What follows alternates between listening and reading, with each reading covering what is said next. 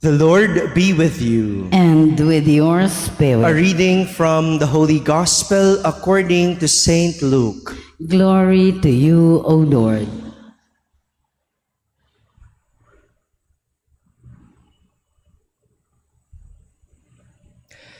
Mary set out and traveled to the hill country in haste, to a town of Judah, where she entered the house of Zechariah and greeted Elizabeth.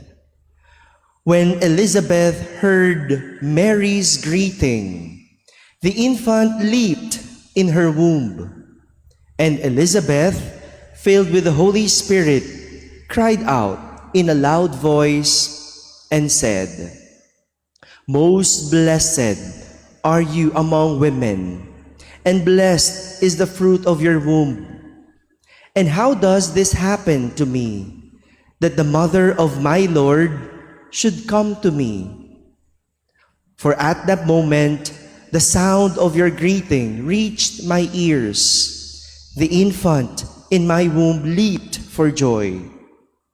Blessed are you who believed that what was spoken to you by the Lord would be fulfilled."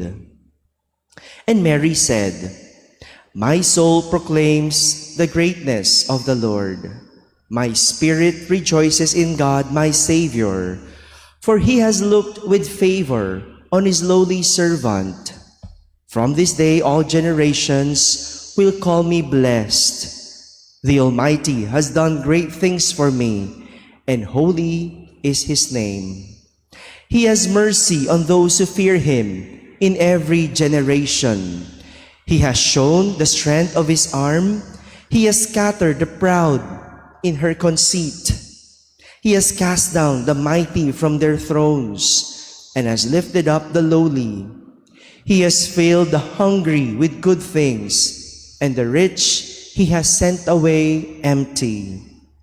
He has come to the help of his servant Israel, for he has remembered his promise of mercy, the promise he made to our fathers, to Abraham and his children forever." Mary remained with her about 3 months and then returned to her home. My friends, the Gospel of the Lord. Praise to you, Lord Jesus Christ. Good morning, my dear brothers and sisters. Today we celebrate the feast of the visitation of the Blessed Virgin Mary to her cousin, Elizabeth.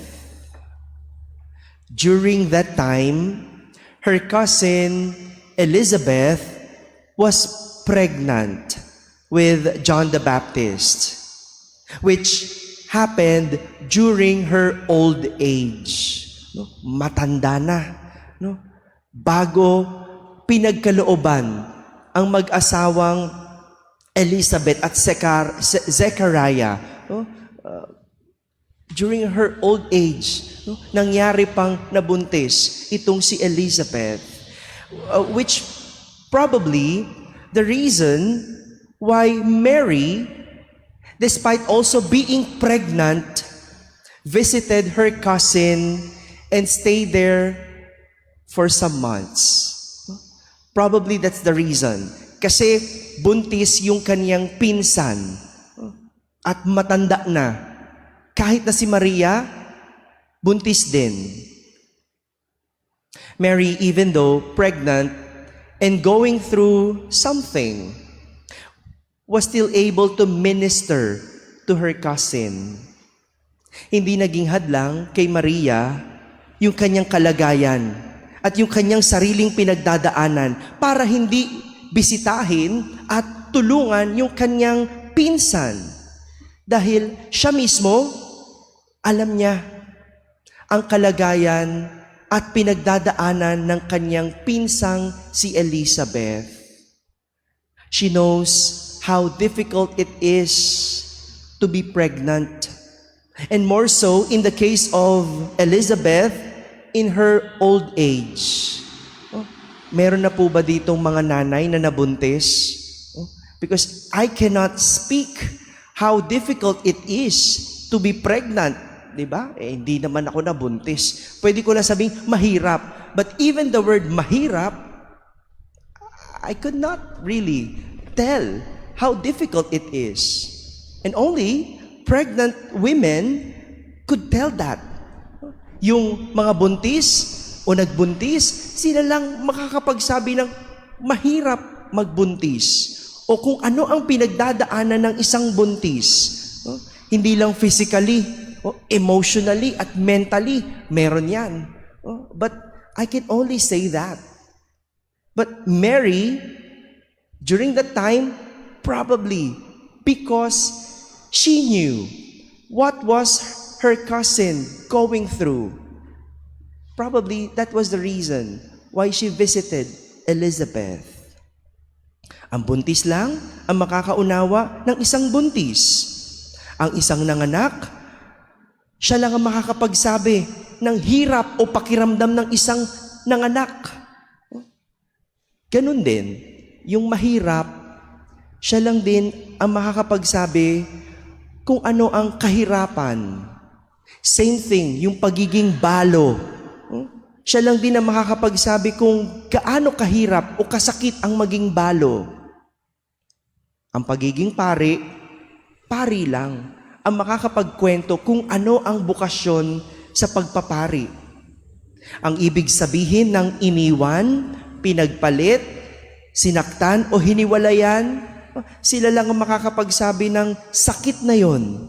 Yung sakit na naramdaman nila, sakit ng naranasan nila. Kaya nga, ang ating mga pinagdadaanan at ang ating mga kalagayan ay nawa hindi po maging hadlang para tayo ay magpatuloy sa buhay o para sukuan ang buhay.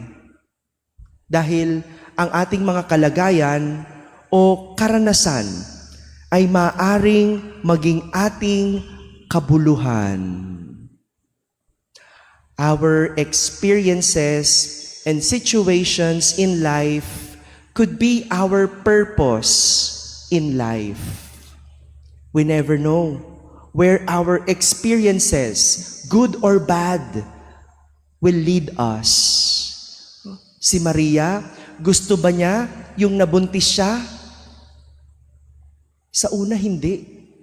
Kaya nga siya nagtanong sa Diyos Ginusto na lang niya kasi yun ang plano ng Diyos. But if it is her own will and if it is her own plan, hindi niya yun gusto. Kasi kailangan muna nilang ikasal ni Jose bago mabuntis. Yun ang alam niya. Pero dahil yun ang plano ng Diyos, ginusto niya, inakap niya, at inuohan niya. And lo and behold, it became a blessing to her cousin Elizabeth. Siguro kung hindi buntis si Maria, how she would understand Elizabeth? Kung hindi niya pinayagan na siya'y maging o magdalang tao, how she would understand yung pagiging buntis. Kung meron man tayong pinagdadaanan ngayon, bumagsak ka, na-reject, o hiniwalayan, heartbroken, problema sa pera, trabaho, and all. Don't lose heart. What you're going through may seem pointless, but if you use it as your purpose, it will all make sense in the end. My dear brothers and sisters, whatever you are going through, let it not be a hindrance for you to find its purpose in your life. Remember, the best ministers of struggles is the one who has had an encounter. Amen.